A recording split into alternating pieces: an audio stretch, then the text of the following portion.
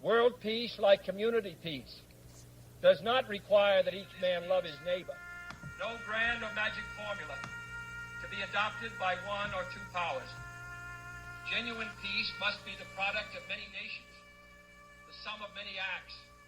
It must be dynamic, not static, changing to meet the challenge of each new generation. For peace is a process, a way of solving problems. With such a peace, there will still be quarrels and conflicting interests, as there are within families and nations. World peace, like community peace, does not require that each man love his neighbor. It requires only that they live together in mutual tolerance, submitting their disputes to a just and peaceful settlement.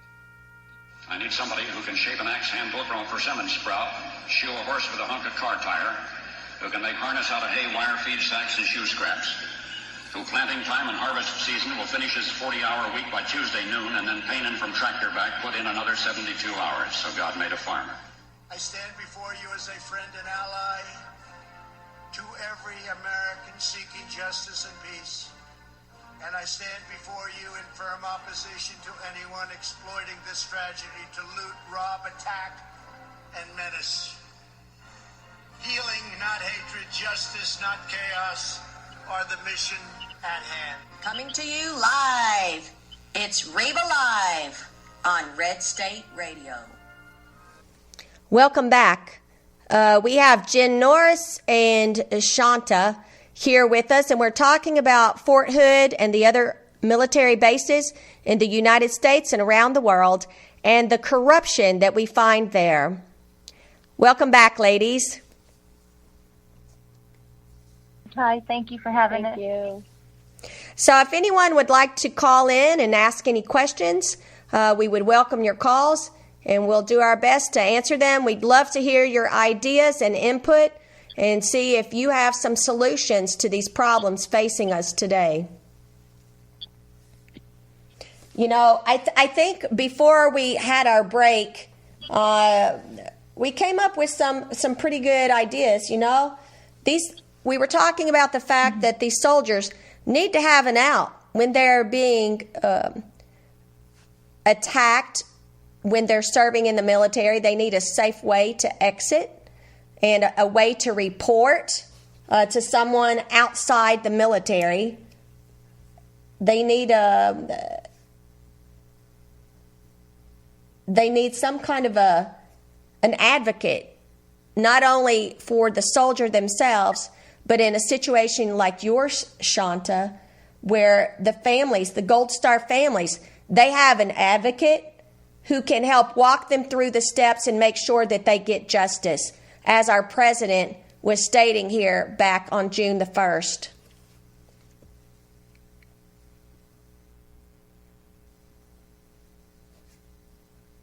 And I want to petition President Trump to take some steps, put some measures in place so that our Gold Star families do get the justice that they so richly deserve. They've been put through hell. Really breaks my heart, Shonta, to hear your story and what your parents and you have been put through for 13 years now. And we don't want to lose sight of these other soldiers like Pat Tillman, his family. I would love to hear from his family what they've been put through. That's who first got my attention, that these kinds of things were going on. So if anyone has contact with the Tillman family, please have them contact us so that we can help spread the word about what they have been through, and hopefully we can put these things in place so that this does stop. We need safe areas for our soldiers to do their work. It's a very dangerous job in the first place, but when you have people in your own ranks and your commanders in the field who are your enemy, this is unacceptable. It's an outrage.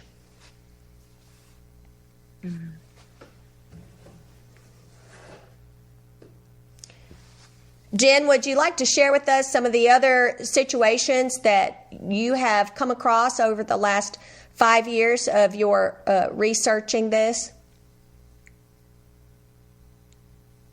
Sure. So it started with researching, non-combat deaths overseas, which is a whole new animal that we should dive into. Because talk about trying to get justice for some families, there's thousands of them that deserve justice of some sort. Just if you look at non-combat deaths overseas alone. But what we learned was it kind of started with Kamisha Block and learning about what happened to her over at Iraq, where that was just another case that got me interested in Fort Hood. So I'm plugging along and looking at, okay, we got a lot of deaths going on over here, and families start contacting me with the specifics of kind of what's been going on in their own particular case, because I run a site called Military Justice for All on Facebook, and I have a website, so I share the information on social media. And I actually feel honored and privileged that they contacted me, because story after story, family after family, I see the same common themes over and over, which is what got me to this point of, okay, I'm a take action type person like you, Reba. I can totally tell you're like that.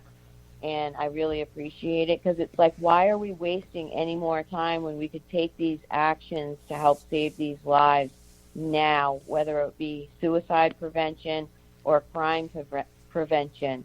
So the more people that I speak to, the better able I am to understand the dynamics of that situation and kind of learn where the prevention point was. So like with Kamisha's case overseas, because her chain of command failed her only option was death. That's unacceptable.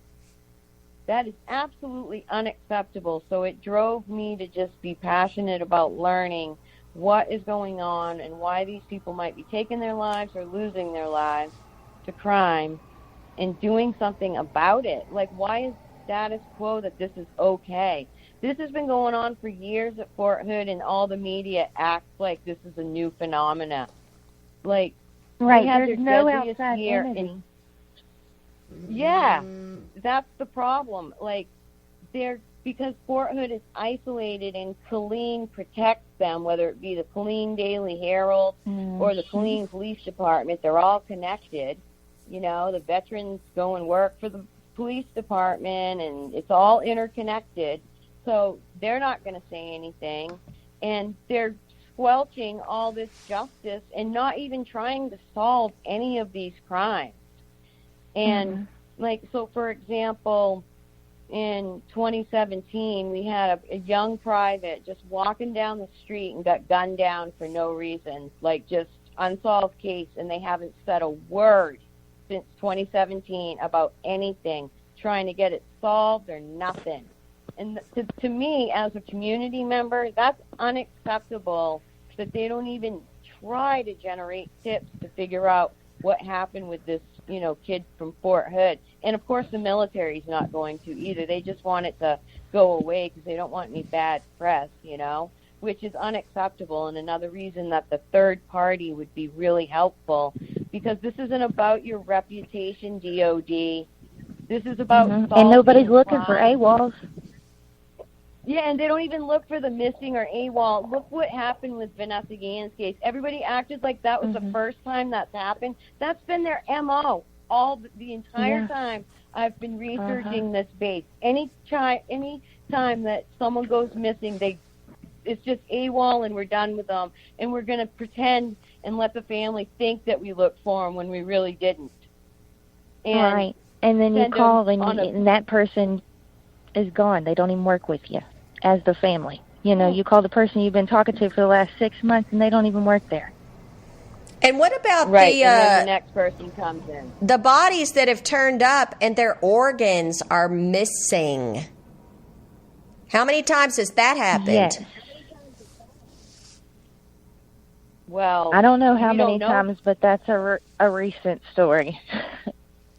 That's something that popped up recently in some stuff, and I don't know anyone specifically that's dealt with it. Maybe Shonta does, but we have heard over and over that families aren't allowed to look at the bodies before they're, right. And that's unacceptable. They're being wrapped in 12 wrappings, and they're not letting the family supposedly look. They're saying, oh, well, even if you open it, they're covered in about 12 wraps, so there's no way to get to them anyway.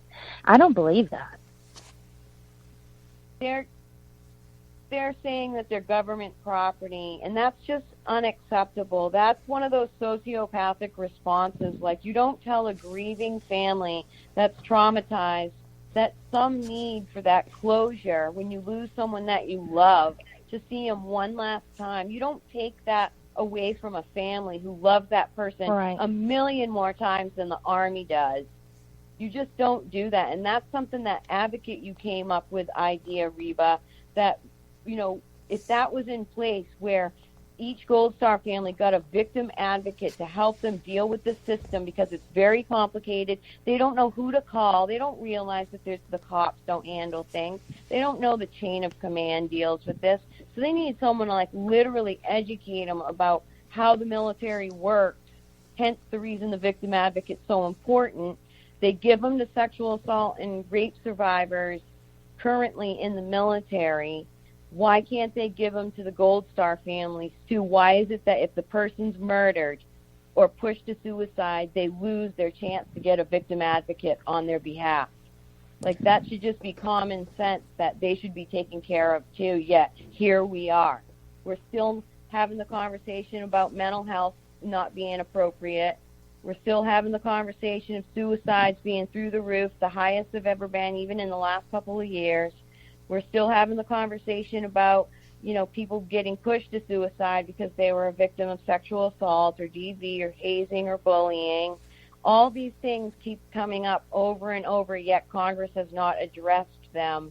And they've basically given us crumbs along the way and protected the Department of Defense, because we have recommended, at least as a start, to have, instead of the chain of command handle crime, the Army, military, police, or whatever branch it is, and their criminal investigation divisions be the lead on all cases. So you would investigate each case as a homicide until that's ruled out. You wouldn't just go in and, oh, that's a suicide, and then never do any kind of, looking for evidence or anything, just quickly wanting to write it off as a suicide and moving along. That would be unacceptable. Right. Each death investigation, because they never have to reopen one. If they rule it a suicide, they'll never have to open it again. Well, here's the back out. Here's the back-assward type of looking at this situation that the military has taken. Why on earth would you take a crime, someone's murdered, friendly fire, whatever, why would you investigate yourself? The people that are in the chain of command are the ones oftentimes that are perpetrators. That's like giving the bank robber the keys to the vault. Right. Exactly. What happens, it works exactly like this. When so say the commander is involved. Okay, so when CID shows up, that commander actually has jurisdiction what CID can and cannot investigate right there. So, if he's part of the problem, of course you can't investigate him. It's true. She couldn't have said that any better. Because they have jurisdiction. Because they have jurisdiction, they can not even call in the Army CID, won't even give any people the option to do that. So that's why there was a bill called the Military Justice Improvement Act, which was introduced in 2013. I actually, helped fight for this change in the system, at least as a step, because it's not the fix-all for everything that's going on in the military, but at least it's a step in the right direction, where instead of a commander deciding whether or not there's evidence to move forward with a case or to handle and do a proper investigation, CID, military police, and then a prosecutor would make those decisions. So it would be handled similarly to the civilian justice system. And I, as a veteran, do not understand why America is okay with us having this subpar military justice system where they can choose to enforce or not enforce the law at their beck and call, at your expense, even your life, and when all we're asking for is a system that's constitutional, protects our constitutional rights, and is exactly like the civilian justice system. Right. It's like that would be one of the fixes in to this. federal court. I'm sorry. All the families like mine are blocked in federal court by the Ferry Doctrine. So when we try to have them held accountable, we're blocked. So, I mean, the Constitution states that there's liberty and justice for all, you know? And where's the justice? We're blocked by the government. It's the government versus the people. It's insane the way everything is set up. Maybe we should start a new saying. She's referring. Military lives matter. Yes. I could get behind that, because this whole time my heart has been broken that it took another tragedy as sad as the Vanessa Guillen situation and just ripped everybody's hearts out, because this, you know, the thing is finally America is aware of what's been going on that base for years.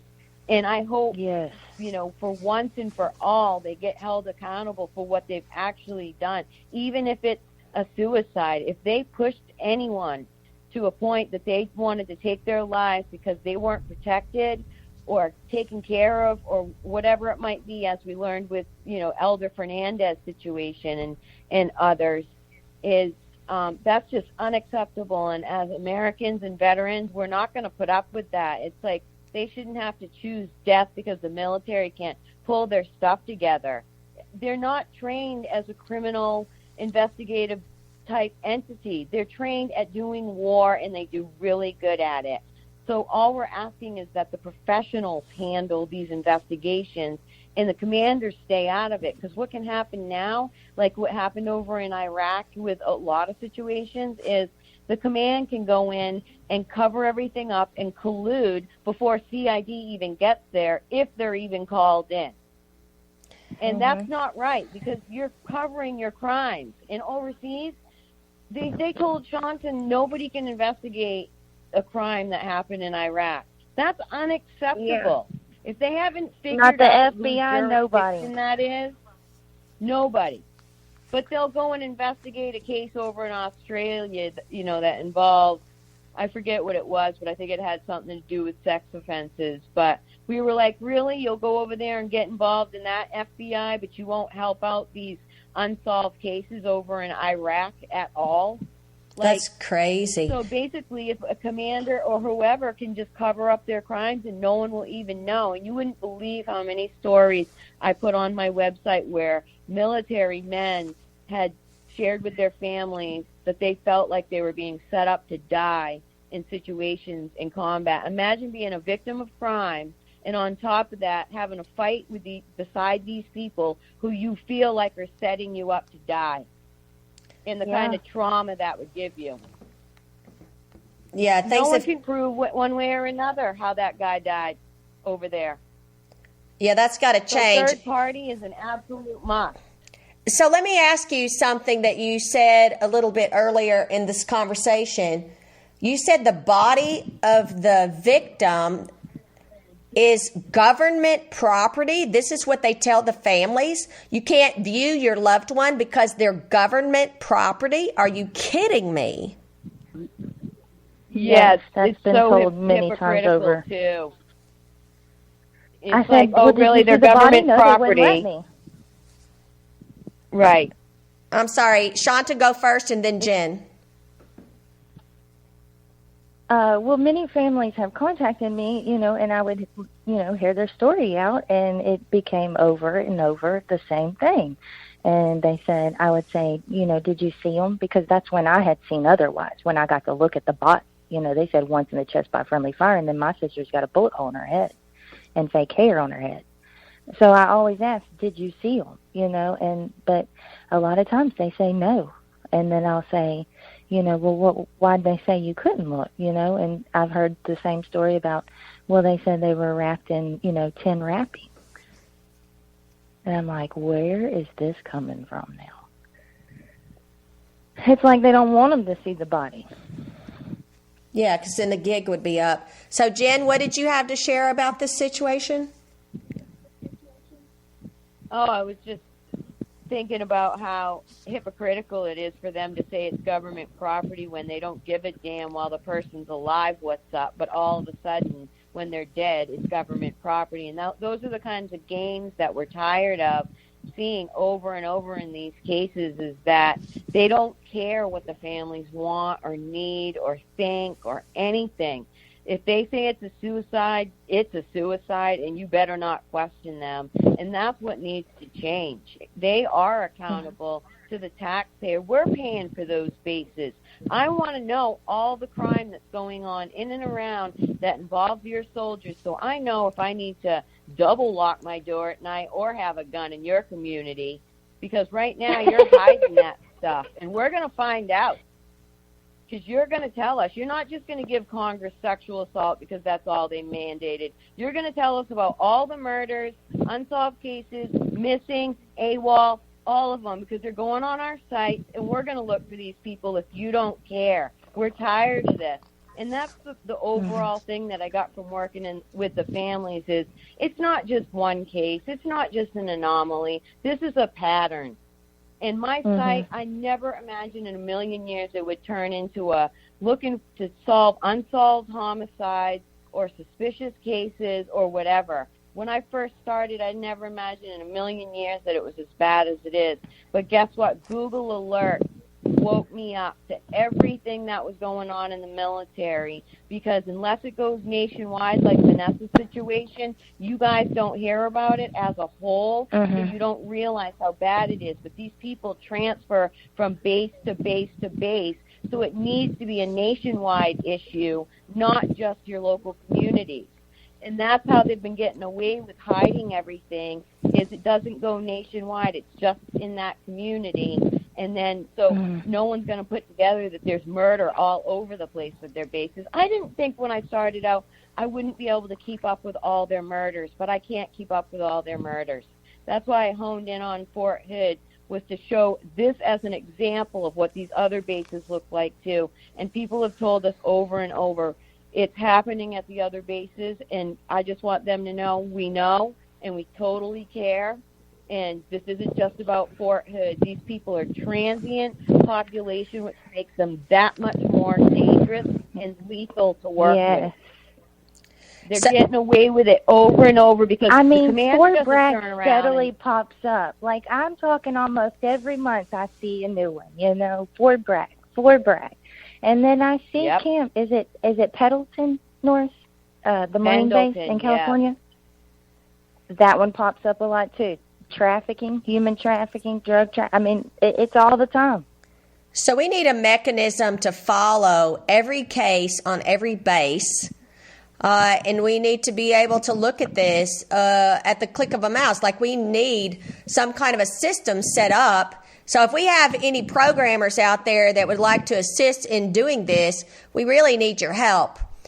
We need to set up a tracking mechanism, not only to follow the victims and to keep track of their families, but also we need to set up an early warning system, a mechanism on these bases where people can report, things that are suspicious, or if they are fearful, so that we can put them in touch with people that can help them.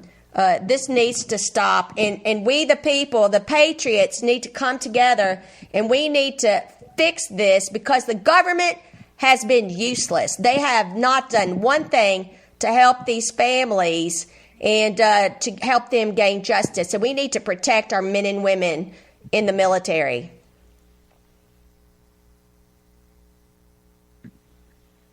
I totally agree, I like that Reba. idea. Yep. You nailed that. You totally get it, and we really appreciate that, because if if we can have a conversation with you and you can nail what needs to be done, why can't Congress? And it should be illegal for them to tell a military family or a troop or veteran that they're not going to help them when they're the only entity we have to hold them accountable because of the chain of command approach, and also because of the Ferris Doctrine. It prevents us from suing them to hold them accountable. So there's no way to hold them accountable except for your congressional member, and if they fail you, you're SOL.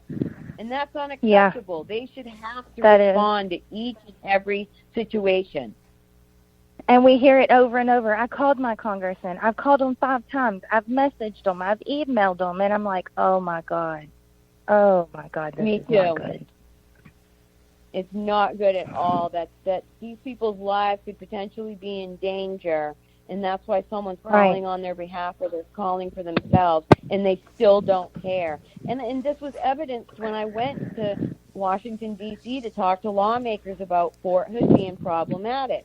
They didn't care. By the time I left, it was over, and I never heard from anyone again. As a matter of fact, the emails that I followed up with to be like, hey, here's the evidence and a link to all the cases, their emails didn't even work by the time I got home. And I was like, this is just unbelievable. It made me realize that Washington no longer works for us. If they don't care that I provided evidence of hundreds of soldiers that had died or gone missing, and they still were like, whatever. And what does Fort Hood do? A couple months later, stop doing the press releases for any suicides on the base. We'll be back in just a few moments, folks, and we'll continue on with this conversation.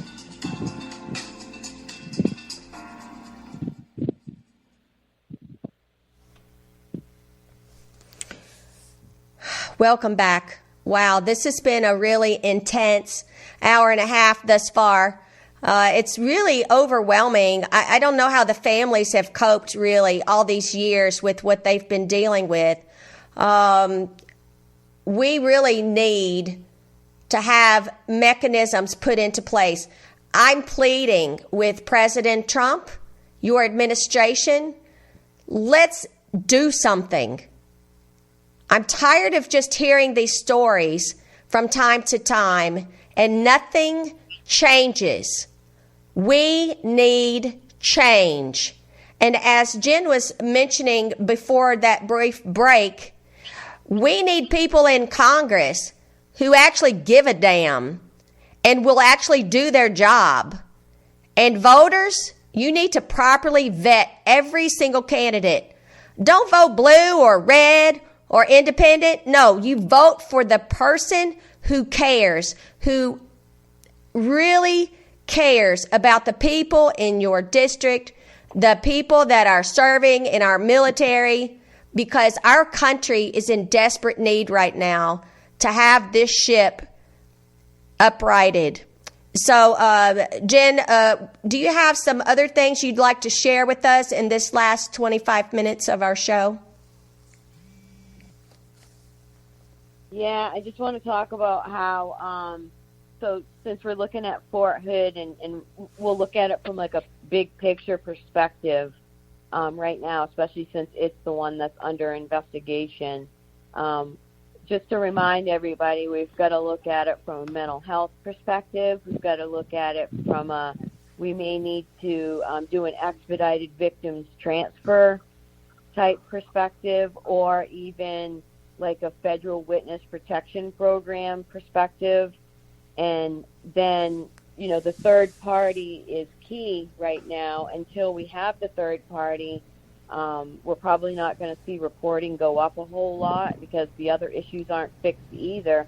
So these issues are just going to keep, perpetuating themselves, because if you're not reporting, you're not going to solve these crimes and nobody's going to be prosecuted. And that's evidenced by their abysmal rates of sexual assault prosecution alone, which is less than 10%. But, you know, the bottom line is that you're going to have to come at it from all those perspectives in order to tackle it appropriately. And then, you know, So, like, the I Am Vanessa Guillen bill, from what I've seen out, online and stuff, it looks like it's trying to create party issue or that third party for sexual assault and sexual harassment issues, which is definitely key.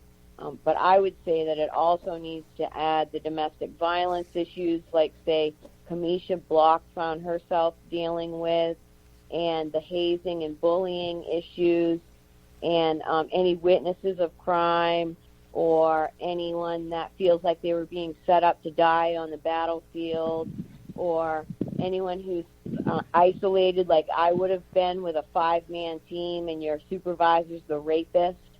All those issues are going to have to tie into making this approach work. And then we're going to need to connect the military's criminal justice system with the bigger system. So we're going to need, like, right now, our commanders are not going to input data into the FBI national database. And so we're missing critical reporting data to help give us probable cause as to how violent someone might be. And so if we changed the reporting to someone like the police department, where they would put that in the system, even if we didn't have evidence to move forward with a case, that time, we might the next time, because they'll have put the report in the system. And so then the next person that comes along to say, hey, this guy sexually assaulted me, now we've got 2 people saying it, and maybe potentially and it's not a race moving forward. Right, and it's not a race, exactly. Right now, every case is a he said, she said, because they're not pulling together the big picture. Commanders are able to hide the crime if they don't want themselves to look bad for some reason, because that seems to be the motive, is I don't want this impacting my career somehow negatively, so I'm going to make this go away, which is why you shouldn't investigate yourself.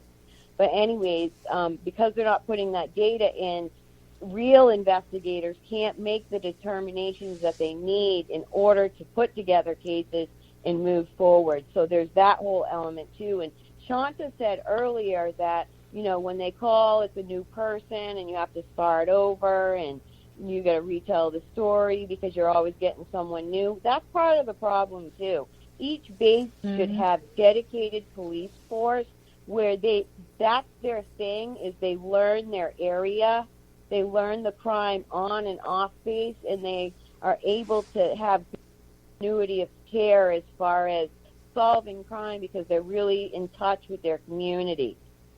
Instead of these new CID agents, coming in and coming out and coming in and coming out, getting deployed and da-da-da, and then you lose your continuity. Going to work for the DOD and... or whatever it is, they just get switched around. Or whatever it is, it just keeps happening over and over. So, of course, they're not solving crime. They can't even keep the same person on one for more than 6 months. It's like there's so many systemic level issues that need to be addressed that aren't right now, that are impacting our civilians. So basically, if the military doesn't handle their crime issues, it becomes a problem too. If they just kick someone out, and they do this all the time with such arrogance, oh, well, we discharged them with a dishonorable discharge instead of punishing them for rape or whatever it was, right? Not even thinking you're discharging a criminal to become our problem now. And you're okay with that because you got rid of that person out of your little world. You don't care if they come and menace ours. That's a problem. So you were talking about that one place we could go to look for data. That's what I want from every base. I should be able to go to Fort Hood's website and find every single missing and AWOL case that they have at that base for years, all the way back to when they started tracking it. It should be all in one place. If they're not going to solve those crimes, we will as a society. We could share that information. Shonta's case got opened up by the DOD IG because Investigation Discovery, which is a true crime network, showed her sister's story with a huge platform, and a bunch of soldiers came forward and wanted to tell the truth about what was happening. That's how powerful putting information out can be in solving cases. And they're not talking about that either. I want all the unsolved homicides that's ever happened at that base in one site. If they're not going to share it, we will. You know, there's it should be like that for every single base. Absolutely. You know, something that I've known for years about domestic violence offenders, you know, the people that perpetrate these kinds of crimes on someone, they tend to seek out positions of authority, whether it be police, ministers, politicians, people that are in positions of authority. And then they have they feel like they have a free ticket to do whatever they want to someone else. And when you're talking about the dishonorably discharged, you know, this is what we see across the board in our society. They do this kind of thing in churches where there's like a pastor that's been convicted of sexually molesting or raping someone, a politician, like they have the method where they silence people, they pay them off. Congress does this. Yeah. Like, we need to know what these cases are all about, and they need to stop being covered up. We see it in the corporate world. We see it everywhere. And we need to stop covering up for the fraud and corruption. We, the people, need to say no more. We need to stand up and say we're tired of this BS, and we won't allow you to do this to us anymore. We want to have a safe community. We want to have homes that are healthy and happy. We need to rebuild our families. We need to have strong families, strong communities, and a strong nation. And this all starts with the youngest among us, the children. We have to protect our children. We have to protect those who are protecting us, the military and our law enforcement. And we need to pull together, and we need to find a way to work in a cooperative fashion with all these different entities so that we can build a very strong, healthy, happy, free country, because it's not on that path right now, and we have to turn it around. Yep, we do. We have to, especially when it comes to, any elements of crime. Like, it's just so important that as a society we work together. Like, we can't afford to have the military be secretive about their crime problems. We deserve to know what is going on with said person, and that there's some information in the system to warn us if they start showing problematic signs somewhere else, instead of waiting until they actually kill somebody before we find out that they were problematic in the military. We shouldn't have to FOIA court cases and stuff like that. That stuff should be online. The whole thing is like all secretive to protect the reputation of the institution at everyone's expense. I just read a book where the military's mistake that they made in this with this U.S. Marine guy who should have been deported after he was let out of Leavenworth. The guy moved on to commit 11 murders in California with a fellow Marine. They did it together, and it cost the court systems in San Francisco $20 million to prosecute this guy in a death penalty case. So those are the kind of mistakes that the military is making over and over at our expense, the taxpayers' expense, if they don't deal with their crime problems. Simple fix: if he had just been deported back to Hong Kong, where he came from, he shouldn't have been let in the military to begin with, given the circumstances, but there was some illegality there too, with the recruiter finding him a birth certificate, and which is a whole nother issue. Like you said, they go in these positions of authority, and recruiter is definitely one of them. And we've also learned that a lot of these perpetrators are in the chain of command. So if they have power over you, that added element of the power dynamic is what really elevates the kind of danger you're in. So when Shonta talked about Kamisha being scared when she called home that time, she wasn't kidding when she said she literally had nowhere to turn if the chain of command doesn't help her. And Right. so it's not about that, that we don't trust the chain of command to fight wars or whatever. We just don't, they don't need to be involved in the criminal aspects of things. Policing themselves. Policing themselves, exactly, at the expense of civilians, too, not just fellow military members, but at the expense of us, too. Not knowing that someone was a violent rapist because they never put it in the system, because they covered it up. That's just not fair. And when you look at it big picture and you learn about those kinds of millions of dollar mistakes that they're making at the expense of 11 people in California, it's like, why do they keep getting away with this? And it's okay that they keep doing this when we find this out. It's because nobody's putting it together big picture. But when you look at the different crimes, which I've been studying, you see the same patterns over and over, including the fact that people are committing crimes once they become a civilian, and it all ties back to the military and what happened over there. So remember, like the Dallas shooter who shot 5 police officers? He's another perfect example of Micah Johnson. He was another perfect example of problematic behavior overseas. They kicked him out of Afghanistan and sent him back to the States as a way to, deal with the criminality of his issues.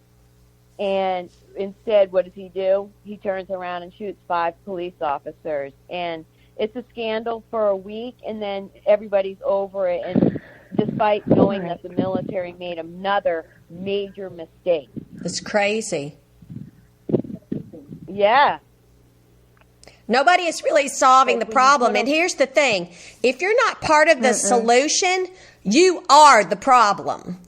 And we need to stand up and we need to start solving these issues. And I want to put out a plea. Anyone out there, if you personally can do this, or if you know someone that has the skills to help us develop a database to track these situations, and we need an early warning system set up. We the people need to do this because our government has failed.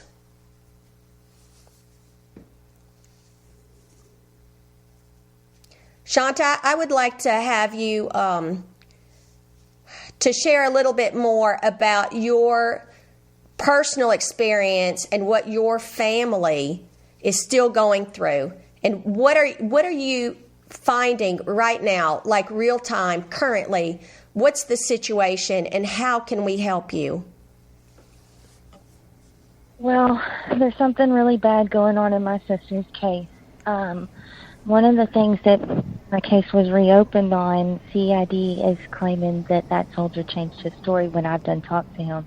And he said that he hasn't, CID trying to press charges on him, and then told him this case is over, and it wasn't even over at the time, but now it is. So what happened was they came to my house, and I told them everything. The soldier came forward, and he said, I had the office job, and I was handed 2 files, one of your sisters and one of your sister's killers. And I was told to destroy everything before CID got here to investigate. And he said, I'm so sorry, Miss Block. He said, I was just a private at the time. See what they do to low ranks? Wow. He said, I was just a private at the time. I had no choice. In the middle of the wreck. Same thing with my sister. Crap. I had to. So he did what he did. And he told me the truth. And he said, it's been on my mind for 10 years. It took him 10 years to tell me that. And, so when CID showed up at my house and the case got open, I told them all this, and they said, I don't think it's going to go anywhere. And he walked out of my house, CID. And the next day he had an appointment with my mother. Well, I knew not to tell my mother because my mother's so heartbroken she wouldn't have done her interview. And I really needed her to do her interview because I don't know everything at the beginning. She dealt with it then, I don't know the conversations. I don't know who she called. I really needed her. And so I didn't tell Mom what he said, and he went over there the next day to her appointment, and she calls me, and she's crying. I already knew it was coming. She said, Shonta, I said, Mom, why are you crying? Shonta, he said that soldier changed his story. I said, Mom, that soldier didn't change his story. You know how this works. They just break in your heart so you'll stop. Like you ain't getting nowhere, so you might as well just give up. Let's keep breaking your heart. And she said, are you sure, son? I said, give it a week and I will call him. So I call him, and this is what I said. Look, CID showed up at my house, and they said you changed your story. Told my mother that. That I changed my story? No, ma'am, this is what happened. He said they came to me in October. They went to him 2 months before they came to my house. And he said they showed up, and I had my Jaguar present, and they wanted to do a polygraph. He said it was 11 years at the time. He said, my Jaguar said, don't do that. So I didn't do it. He said, then they come back, they tried to press charges on me. And then they come back and they said the case was over. I said, it's not even over. They just showed up at my house. So this is why the military cannot investigate the military.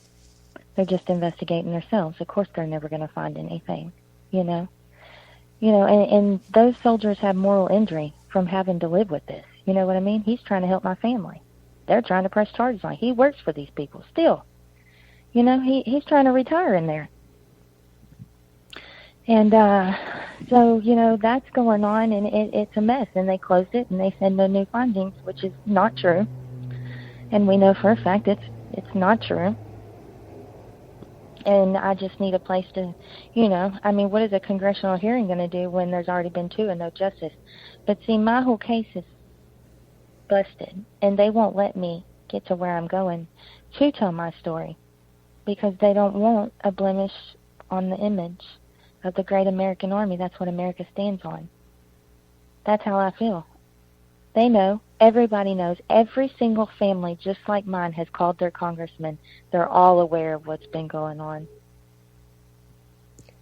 So all these things that have been going on in darkness need to be brought out in the daylight. We need sunshine. Mm-hmm. And that's part of why I invited you 2 ladies here today to join me on Reba Live, because we the people need to be aware of the truth of what's happening. All this manipulation and cover-up that's been going on, it needs to be exposed.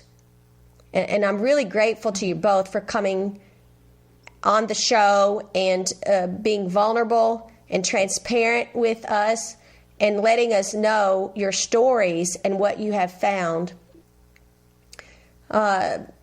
Is there anything else that either of you would like to share, or any callers that would like to call in and ask a question, or maybe volunteer to help us with this issue?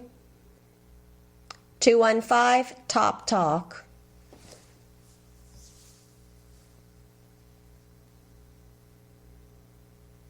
We have less than 2 months left before the election, and I'm not even convinced that we have assurance that the election will be safe and secure.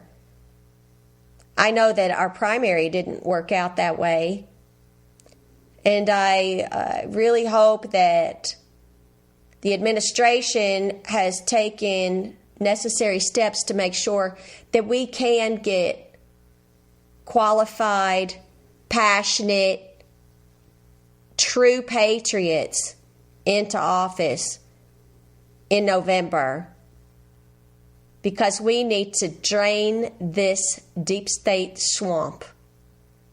It's touched every aspect of our lives, not only here in the U.S., but around the world. And it can't continue like this. Our children are suffering. Our military is suffering. Law enforcement, men and women on the streets, in your homes. We're being attacked from every angle, from every direction, through the media, in our stores. We had several people here in South Florida that have been arrested for not wearing a mask. Like, things are so crazy. And we are aware of the cover-ups that are going on, not only in the military, but the CDC and these tests that they're doing for COVID-19. I mean, it just goes on and on. The list is very long with all the corruption that's happening. I saw an article yesterday, and it was talking about how the movement of a decimal point, that Anthony Fauci had done that. Instead of 1%, it should have been 0.1%. That makes a huge difference.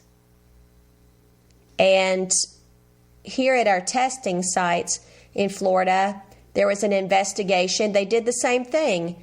Instead of 98% positive rates, it was actually 9.8%. Like they find these ways that they get by with these crimes of corruption, the fraud, and they're taking advantage of we, the American taxpayers, and they're stealing our tax dollars left and right.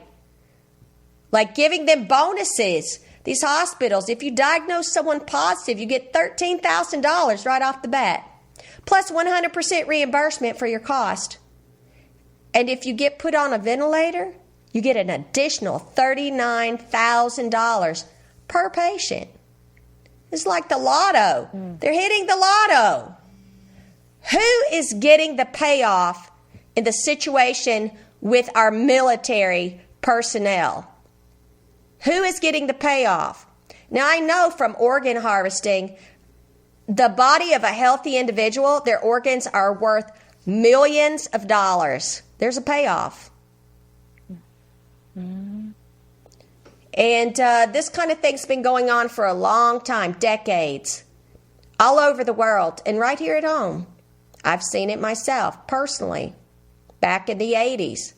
Organ harvesting for profit.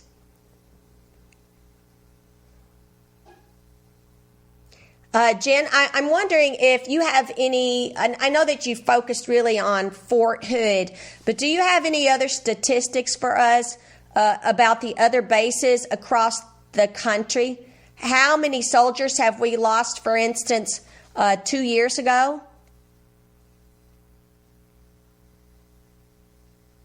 Unfortunately, I can't keep up with it. It ended up being a lot more of a problem that I ever had anticipated. So what I've done is, as the murder has come in, I've shared it all on my Facebook page. So it's basically in chronological order of all the crime that has occurred at all the bases or worldwide, all in one place. So that's like forever there as like a piece of history, unless obviously Facebook shuts my stuff down, which has happened before for no reason. But yeah, no, it ended up being way more of a problem. I just thought maybe I'd find like a few homicides or whatever, a few missing cases here and there, not thousands. Mm-hmm. And so you have 60 seconds.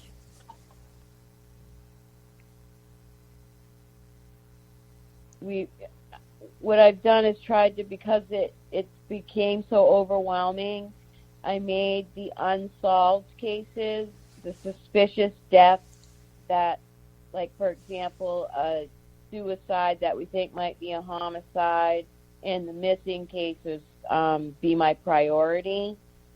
And then if it's something that really needs to be incorporated in a military policy, I'll track those cases too. So like if we learn a lesson from it, like we did with Brandon Caserta, and to help people understand why the Brandon Act is so important and a piece of the big picture, I would put a case like that in there too. So that's how I've ended up where I am today. I never thought I would end up like telling the stories through the families themselves.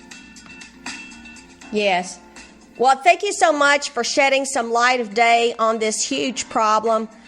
We need to solve this problem. I don't want to just hear this story and it continue on. So we need solutions. And I hope that we have someone out there that will join in and actually help us make a difference. Thank you, ladies, for joining us here today. Thank you. Thank you.